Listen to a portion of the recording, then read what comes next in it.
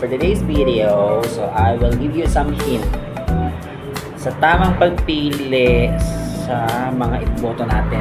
So kasi malapit na yung voting era, voting day. Sa May 12 ba yun?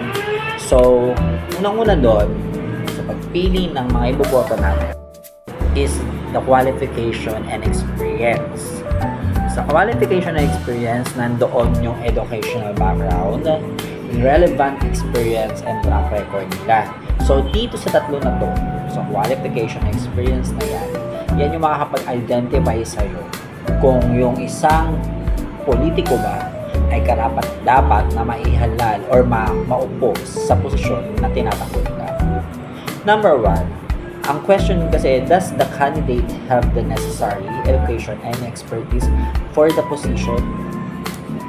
Yung iboboto ba or napipili ba natin ay in line yung educational background niya doon sa tinatakbo niya, na kung saan mas makakatulong or makakatulong sa kanya makapagbigay ng tamang serbisyo, o yung napipili lang natin ay nakilala lang dahil sa social media, dahil sikat lang siya. Number 2, relevant expertise. Has the candidate held a similar role in the past, or do they have experience in relevant fields? Sa education, nagkaroon na ba siya ng mga experiences at nagkaroon na ba siya ng patunay na kaya niyang gampanan yung magiging posisyon niya, o may bibigay niya yung tamang serbisyo dahil naranasan niya na to or na-experience niya na to. Number 3, track record. Siyempre, kailangan kung pipili tayo ng mga iboboto natin, we need to know the track record of the candidate. So, let's review their previous accomplishment or positions they've held. Have they delivered result in their past roles, or do they have experience in a public service or leadership? So, kung hindi naman natin pagbabasehan yung unang nasabi natin sa educational background, baka naman na naranasan niya na magservisyo sa party niyon, kaya gusto niyan tumakbo. Pero, lagi natin tatandaan, para magkaroon ng tamang services ang isang officer, kailangan nila ng proper knowledge, which is in line dun sa education ng background nila. Kailangan nila na na-experience. Sabi nga, diba, experience is the best teacher. Once you experience that things, may i-spread mo o may i-share mo sa mga tao na yung hindi dapat gawin at yung dapat gawin. So, doon sa experiences na yon, magkakaroon ka ng ideas na ganito dapat at ganito dapat yung mangyari, ganito yung plan. Yung track record naman, syempre, hindi naman all times maganda, hindi naman all times masama, pero dapat yung track record niya is karapat dapat sa posisyon na tinatakbo niya. Hindi basta-basta na ganito, ganyan. Pero pag parang ano lang yan in front of the others, ganito ka, ganito okay ka, kunyari. Pero after tumalikod ka lang, iba na yung ugali mo. Sa ugali rin kasi minsan, nagkakaroon ng problema. And then, syempre, yung inside goal natin, or inside goal ng everyone. Alam nyo pinakamagandang pinakamagandang model ko dyan, na halos wala tayong makitang pangit na record, is yung mayor ng Pasig. Nakakatuwa lang isipin. That is Vico Soto. Diba? Big improvement sa Pasig, then walang kinikilingan, lahat ng servisyo na ibibigay sa lahat ng mamamayan ng Pasig. So, yun. Number 2 spot, the character and integrity. Number 1 doon sa character and integrity is honesty. Number 2 is ethical behavior. And number 3 is accountability. Sa honesty, does the candidate have a history of being truthful and transparent? Check any history of honesty, or corruption. So, syempre, sa honesty kasi, included this sa corruption niya. So, dapat hindi nakokonekta sa kahit anumang corruption. Yan ang number 1 na problem sa Pilipinas. Ethical behavior. How does the candidate handle ethical issue? Do they stand by their values even when it's difficult? Kaya ba ang i-handle ng inyong mga pambato ang mga problema or yung mga darating na mga issues sa kanya nang ganun pa rin ang kanyang pagkatao, ganyan pa rin ang pag-uugali niya? Or dahil nahihikayat nila kayo dahil sa pera or sa mga flowery words? So dapat malalalam din natin or nakita natin yung experience nila kung paano sila kumandel ng isang problema. Sa accountability naman, does the candidates take responsibility for their action and decision, or do they tend to blame others? Meron ba silang panindigan sa mga ginagawa nilang desisyon at aksyon sa bawat part ng pamumuno or sa previous na history nila? Kung yung tao na yan ay may mabuo ang pagkatao at may panindigan, why not? Pasok siya sa pagiging good leader. Diba? Number 3, vision and platform. Clear vision. Does the candidate have a clear, realistic vision for the future? Are their goals well-defined and attainable? So, dun sa clear vision na ba, kailangan sa isang candidate na klarado yung insights niya dun sa future, ano yung maganda at makakatulong sa lahat ng mamamayan. Next one is the policy and proposals. Review their platform and policies.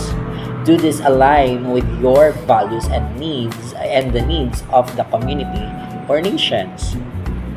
Siyempre, may mga plataforma pong mga narinig kayo dyan sa mga candidates natin sa election. So, sa platform ba yun? Yun ba yung kailangan natin at makakatulong sa lahat upang sarili lang? Diba? Consistency. Have they been consistent in their political or policy views, or do they frequently change their stance based on popular opinion?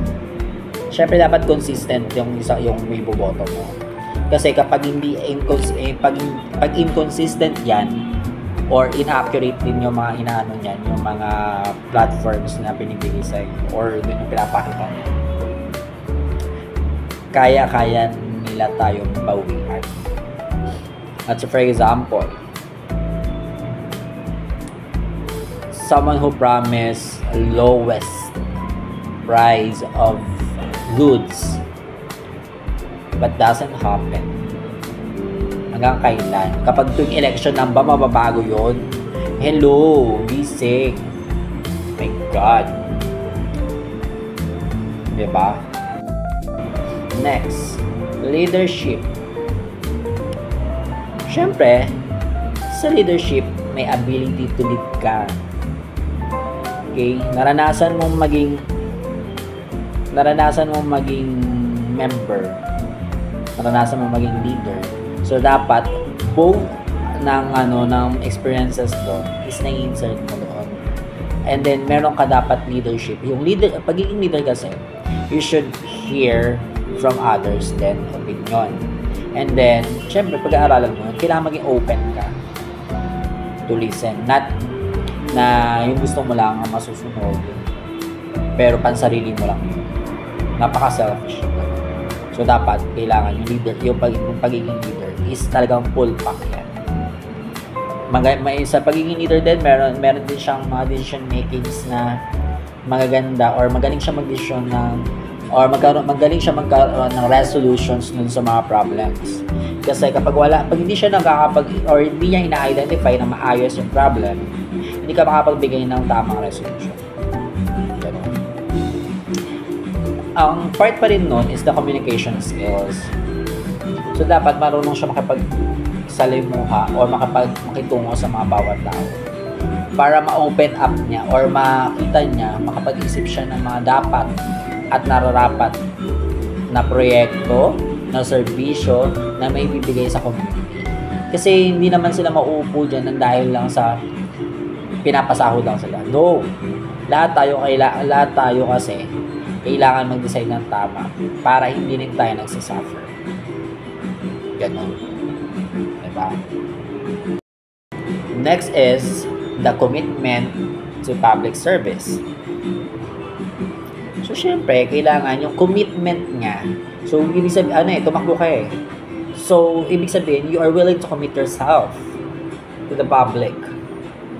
Open arms ka, natutulong sa lahat ng mga mayan. Walang kikilingan, walang piprotektahan, walang kasinungaling servisyo, totoo lamang. Sabi nga sa GMA. Diba? Nag-plug pa. Yung commitment kasi na yun, hindi lang natapos ng dahil sa tumatakbo ka. Tsaka dapat, hindi mo man naging kakampi during the election or the campaign period, kailangan open up ka pa rin. Kasi hello, after the campaign period, isang araw lang yung botohan. Makapag-decide natin kung sino lang ako pwede yun na. So wala naman tayong choice eh. Kung matalo yung pambato natin, kailangan tagapin. Pero nga, dahil nga dapat bago mag-election, you clearly or you are sure for your decisions. Kaya kailangan yung mga merong capabilities sa pamumuno, nasa tamang pamumuno at sa pagbibigay ng tamang serbisyo, yun dapat yung pipiliin ninyo. So sa mga nasabi kong mga characteristics ng mga tumatakbo, dapat ang pipiliin mo. So that will be my advice to you guys. Kasi as one of the Filipino or na makakaranas din ng mga maling serbisyo or na-experience sa mga maling serbisyo. So, kailangan natin mag-isip, guys. Kaya advice ko sa inyo, mag-iingat sa pagpili, mag-iingat sa mga flowery words. So, kailangan i-check yung background mismo nung isang tumatakbo. So, that's all for today, guys. And this is Dr. Kipi, ang taga-tahi ng mga kupay para hindi dumami ang population natin. Charot! Okay, bye, guys. Mwah.